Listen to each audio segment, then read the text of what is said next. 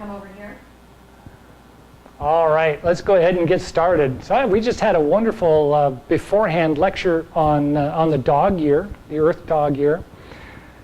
And so we're just going to kind of move right on with the reading. So the reading today? Accuracy, yes. So we were kind of talking about the idea of inspiration and imagination as we come out of the winter and we move into the spring and we're heading towards summer.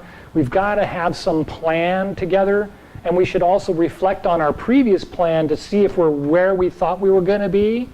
And now we're kind of looking forward and thinking, okay, well, if I'm going to go there, what's the most efficient way, right? How do I use the accuracy that I've gained over time to be able to pinpoint what I want to get to and get there?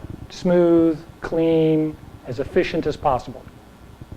And so as we move from this spring energy and into the deep spring energy before summer rises, we'll see a lot more of that. We'll be talking about goals and learning to step into goals and so on, which we've kind of talked about over the last week or two.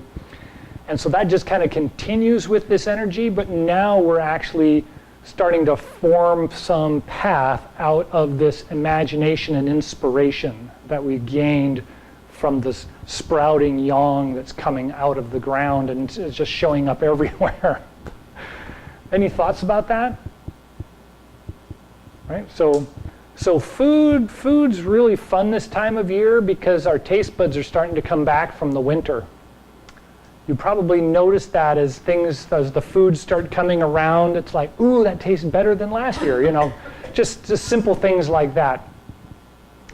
And so it's really important for us at this time of year to make sure we're trying the new stuff, right? The fresh stuff, the early stuff, everything that comes up that's in the market, and not just the apples that are always there. You know, it's like Safeway and Whole Foods. You could go to any grocery store, and there's this mound of apples.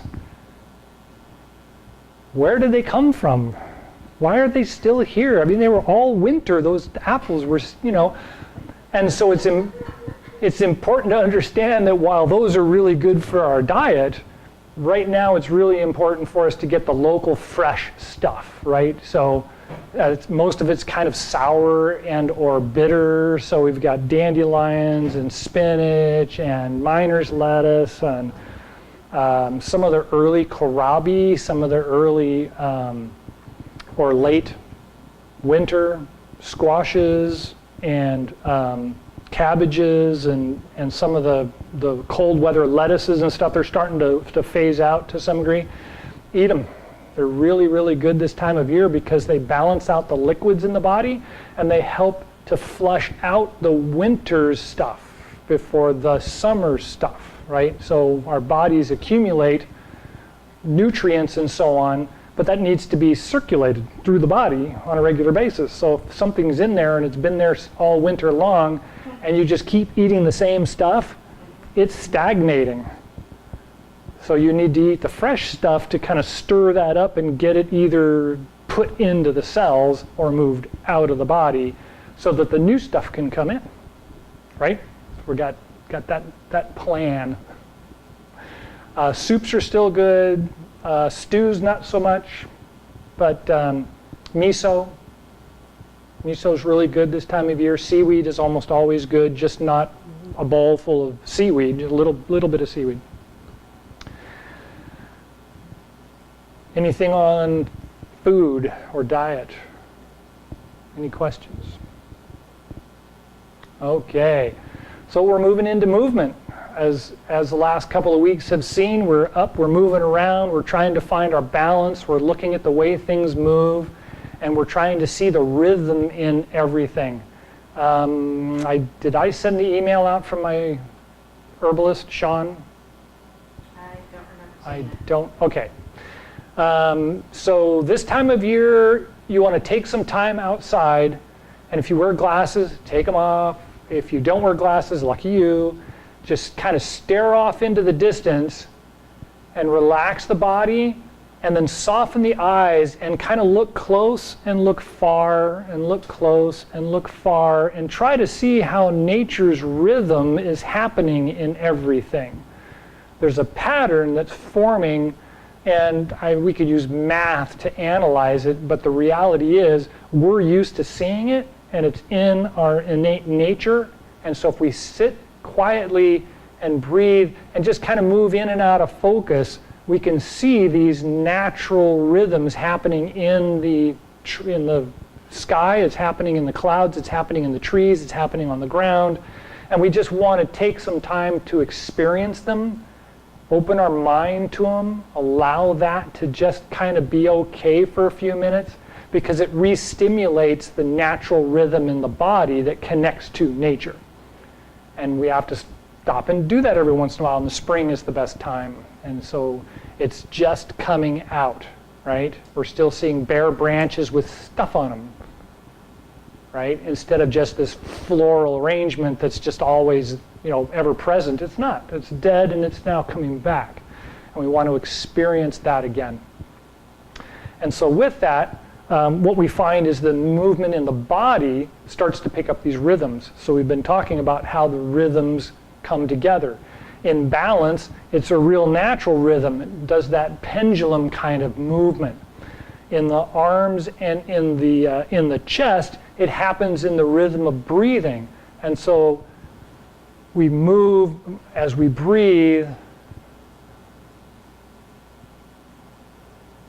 and we can naturally feel the energy start to expand into the arms and into the fingertips, and almost get a tingling sensation by allowing the movement to be slightly exaggerated, but following that natural rhythm. So as long as you try to follow that natural rhythm, you'll kind of feel that sensation of the body kind of waking up and stretching and moving. It all kind of fills in that blank space in the body. So far, so good? Good. So the first thing we want to look at today actually is something we did a couple of weeks ago. We want to look at how the body rhythm can be moved, and it doesn't always have to be this way. We kind of look at it as being we're always upright and we're always moving around, and so we feel the rhythm in our walking and we feel the rhythm in our moving, and yet the rhythm can actually be sideways to the body. And we get this idea of turning something this way instead of this way, and it helps us to kind of break free from this movement and gets us to see this movement. So when we kind of think about that and we narrow down what it is that I'm doing, I'm actually rotating my shoulders back and forth to manipulate my arms so that my arms don't have to do so much work. And if I relax my legs and I sink down just a little bit, I can really feel it happening here in the abdominal area, all in the rectus spinale, recta abdominis. And that way we kind of keep the ground stable under our feet. And so we can use the legs and we can move the hips and the body completely and get this same kind of sensation. But as an exercise, we want to kind of keep the legs still and just move the shoulders and the waist.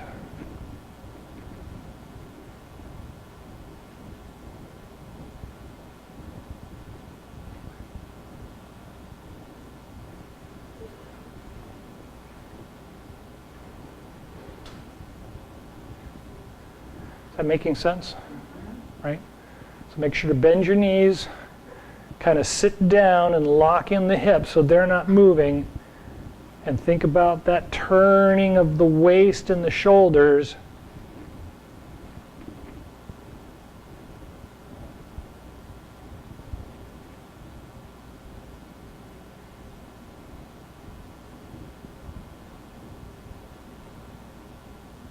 Good. So if this is 1 And this is 2. Where would 3 be?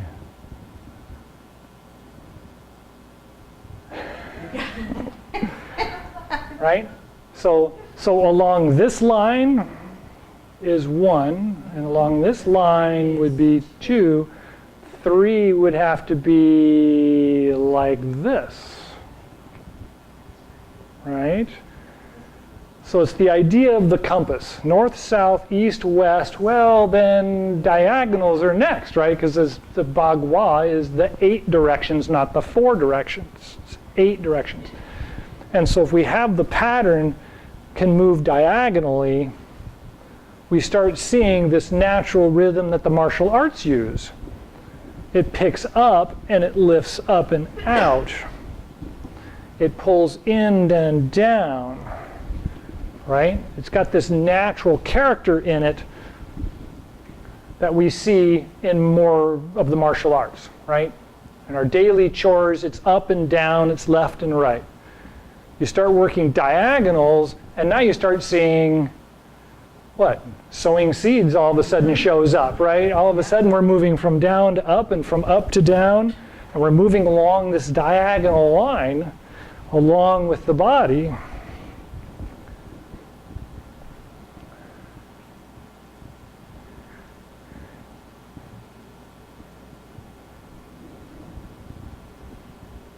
There you go. So far, so good? So we can break these, we can break these movements down and get absolutely crazy with direction, but it really is just these 8 directions, or 4, up and down, left and right, diagonal right to left and diagonal left to right.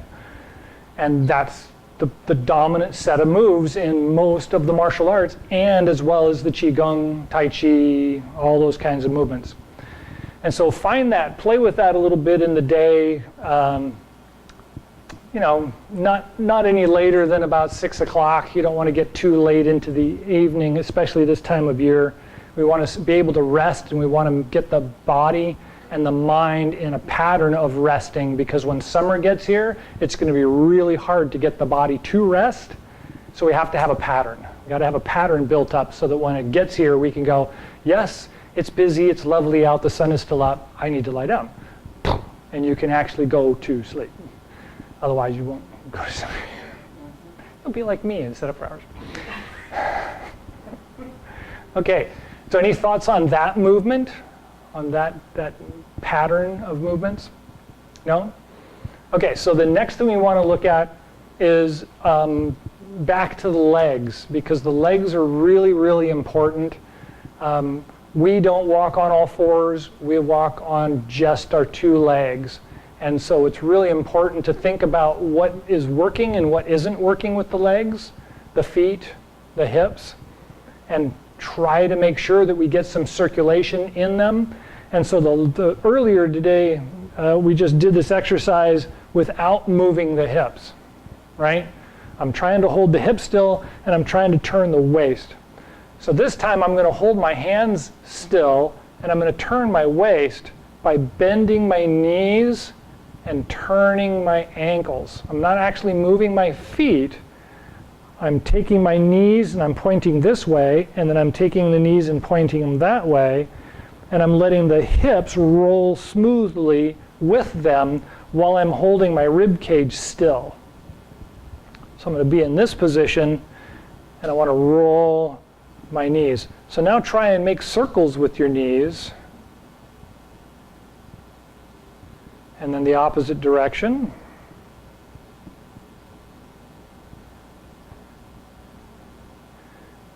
And how can you do a figure 8? Let's see, can I do a figure 8? That's a good workout. Feel that. And then try and go the other way.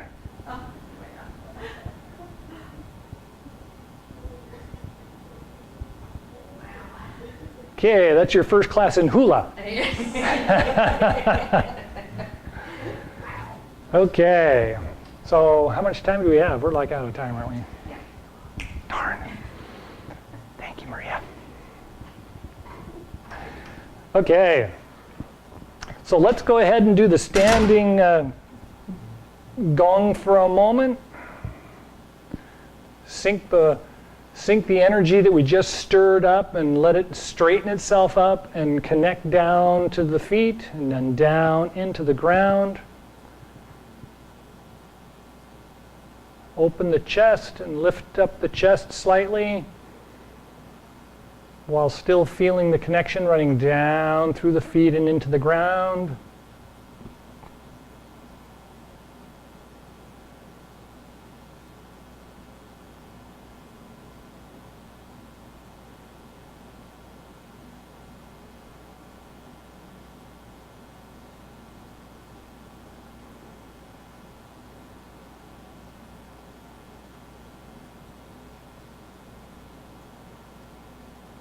And when you're ready, Chi Gung, turn the palms out, inhale, rise up, gathering the universal Chi.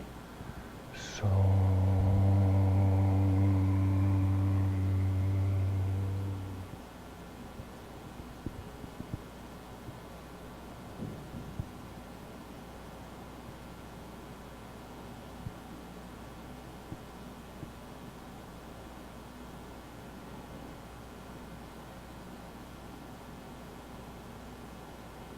Take a couple of breaths and feel the energy connecting down through the feet and into the ground.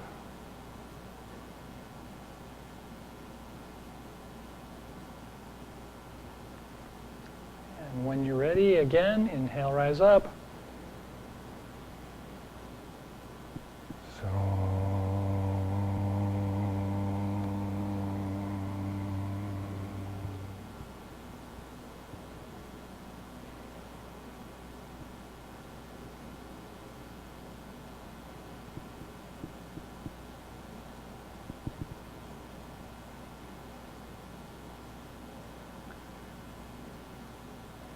Take a couple of breaths and feel the energy sinking down deeper and deeper into the ground with each breath.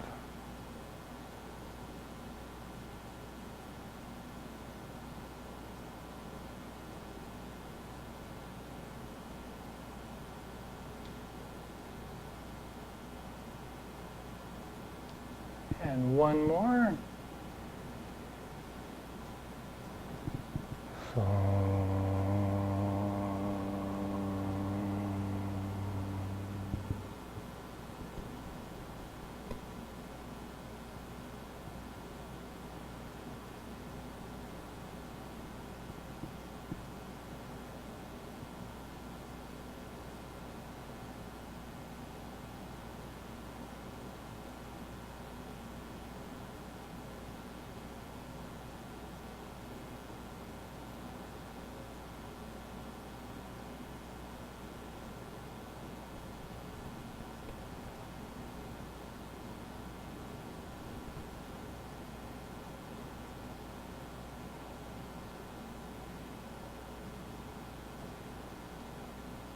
All right, any last thoughts or questions?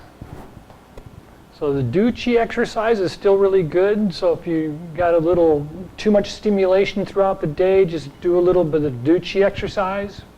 And that'll help call it down, as they say. That's right, good. All right, thank you all for coming. Enjoy the day.